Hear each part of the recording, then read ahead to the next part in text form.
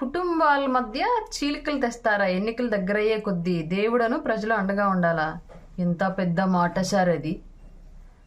కుటుంబాల మధ్య చీలికలు తేవడం గురించి, అధికారము పదవుల గురించి మీకు మాట్లాడే హక్కు ఉందా జగన్ గారు?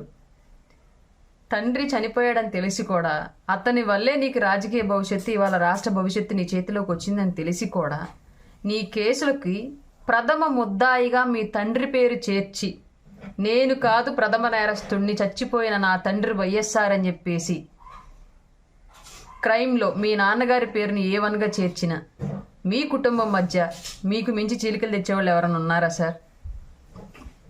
మీరు జైల్లో ఉన్నప్పుడు పార్టీని తన భుజాల మీద మోసి, పక్క పార్టీని దుమ్మెత్తిపోసి, పార్టీని అధికారంలోకి రావడానికి నీలాగా స్క్రిప్ట్తో పని లేకుండా ఏది పడితే అది మాట్లాడేసి పార్టీకి మైలేజ్ తేవడానికి పనికొచ్చిన బాణం అక్క షమ్మి అక్కని ఎంపీ పదవిలో పోటీ చేయించమని, కడప ఎంపీ పదవిలో పోటీ చేయించమని వివేకా గారు అడిగితే, లేదు లేదు నా చెల్లి మళ్ళీ నా కుటుంబం నుంచి రాజకీయంగా ఎదిగితే నన్ను తొక్కేసిద్ది అని చెప్పేసి భయపడి చెల్లిని పక్కన పెట్టి అవినాష్కి టిక్కెట్ ఇవ్వడానికి వివేకాతో గొడవపడి సింగిల్ ఎంపీ టిక్కెట్ కోసం హత్య చేయించి బాబాయిని హత్యకు కారణమయ్యి, లేదంటే ఇప్పటివరకు హత్యకు కారకులు ఎవరో తెలుసుకోకుండా ఆ కేసును అలాగే పొడిగిస్తూ ఉన్న సింగిల్ ఎంపీ టిక్కెట్ కోసం మీకన్నా కుటుంబం మధ్య చీలికలు తెచ్చేవాళ్ళు ఉంటారా సార్ ఎవరైనా మీ కుటుంబంలో? ఇప్పటికి కూడా మీ చెల్లెలకి రాజకీయంగా ఎలాంటి సపోర్టు మీ పార్టీ నుంచి ఇవ్వకుండా,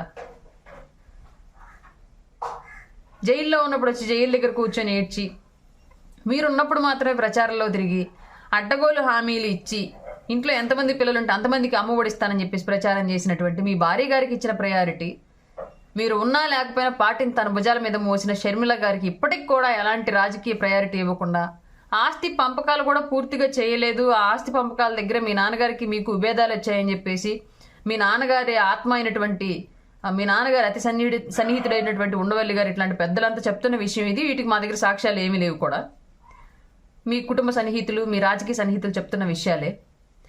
అట్లా చేసి చెల్లెల్ని రాష్ట్రం దాటి వెళ్ళిపోయేలాగా చేసి, పక్క రాష్ట్రంలోకి వెళ్ళి వేరే పార్టీ పెట్టుకునేలాగా చేసినటువంటి మీకన్నా కుటుంబం మధ్య రాజకీయంగా గొడవలు తెచ్చేవాళ్ళు ఉంటారా సార్ పదవుల కోసం? నా తండ్రిని చంపించారన్నయ్య, నాకు సపోర్ట్ చేయని చెప్పేసి సునీతమ్మ అడుగుతుంటే, హత్య చేసి కూతురు కూడా రాకముందే కుట్లేసి గుండెపోటుగా చిత్రీకరించడానికి చూసిన మీకన్నా కుటుంబాల మధ్య గొడవలు పెట్టుకునే వాళ్ళు ఉంటారా సార్ రాజకీయాల కోసం? సొంత బాబాయి కూతురైనటువంటి సునీతమ్మ దగ్గరికి కేవలం కులం మాత్రమే అయినటువంటి సజ్జలను పంపించి బెదిరింపులకు గురి చేసే వాళ్ళు ఎవరైనా ఉంటారా సార్ రాజకీయం కోసం? మీరు తప్ప. పదవుల కోసం రక్త సంబంధాలను కూడా వదులుకునే వ్యక్తులు మీరు తప్ప మీ కుటుంబాల మధ్య ఎవరైనా తగాదలు పెడతారా సార్? ఆడబిడ్డలకు రక్షణగా ఉంటాను మాట్లాడే మీరు ఇంట్లో సొంత చెల్లికి రక్షణ ఇవ్వకుండా సిబిఐ వేళ్లన్నీ ఒక వ్యక్తి వైపు చూపిస్తూ ఉంటే మీ తమ్ముడు గారి వైపు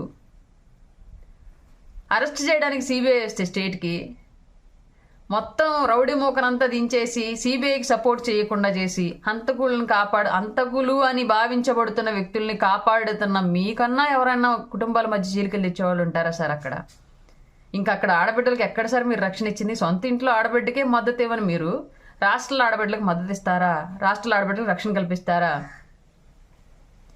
పక్క రాష్ట్రానికి పోయి పార్టీ పెట్టి ఆ పార్టీని అక్కడ పోటీలో పెట్టలేక కాంగ్రెస్లో కలిపేయడానికి సిద్ధమైనటువంటి షర్మిల గారికి సంబంధించి, మీ షర్మిల గారిని ఎవరు పక్కకు పొమ్మన్నారు? మిమ్మల్ని మా అన్నను అరెస్ట్ చేయించారు అని చెప్పేసి చెప్పుకున్నటువంటి మీ చెల్లెలు గారిని వాళ్ళ ఆ పార్టీనే తీసుకెళ్ళి కాంగ్రెస్ పార్టీలో ఎవరు కలపమన్నారు?